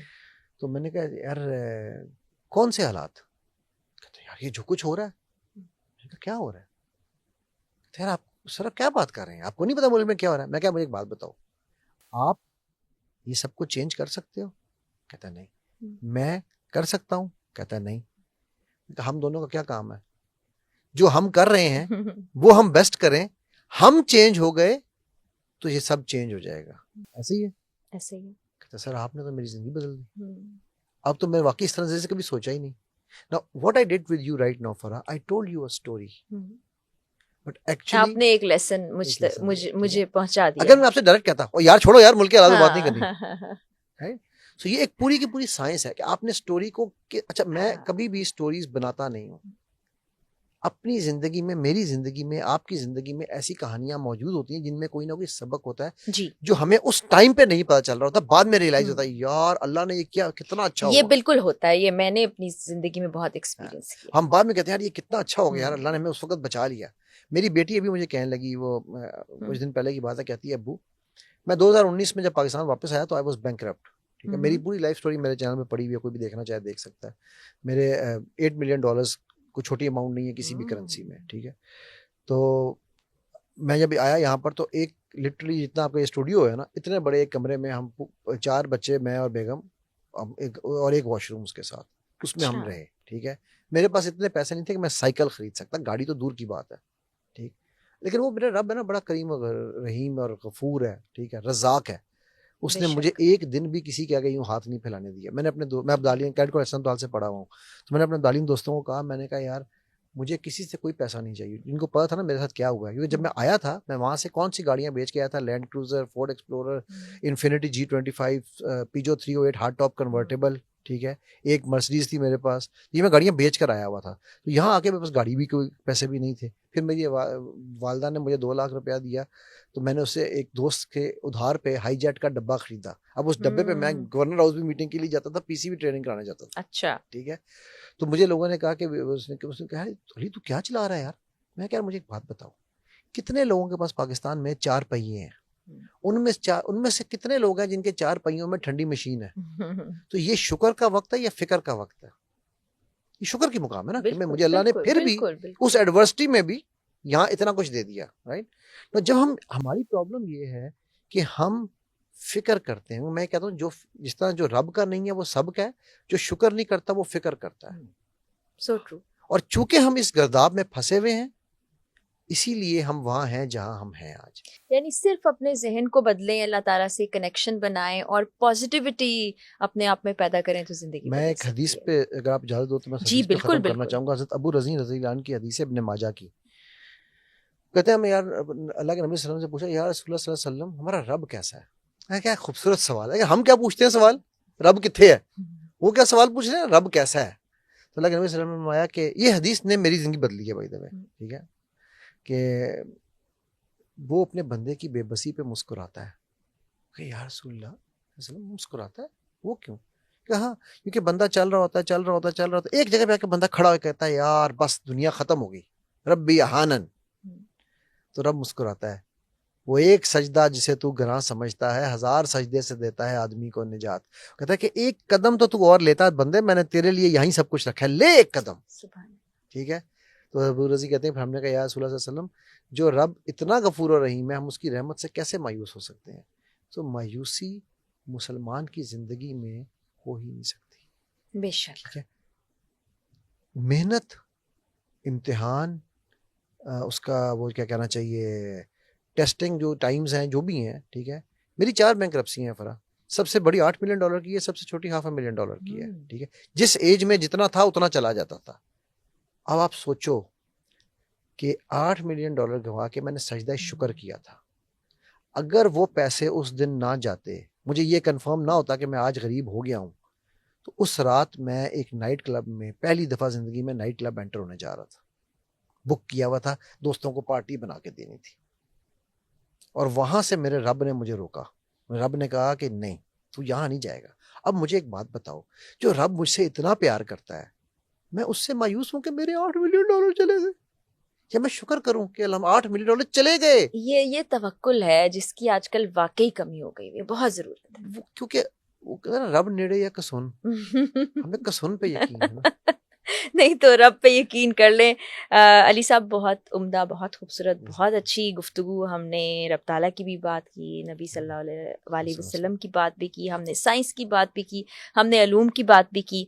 और देखने वालों के लिए, जैसे आपने कहा कि कहानियों में, मिसालों में बहुत सी चीज़ें मख्फी होती हैं, तो बड़ा मैंने भी सीखा और आई एम श्योर देखने वालों ने भी सीखा होगा। आपका बहुत शुक्रिया। इजाज़त चाहती हूँ। अगले पॉडकास्ट में एक और अच्छी मेहमान शख्सियत के साथ मुलाकात करेंगे। अल्लाह हाफिज़।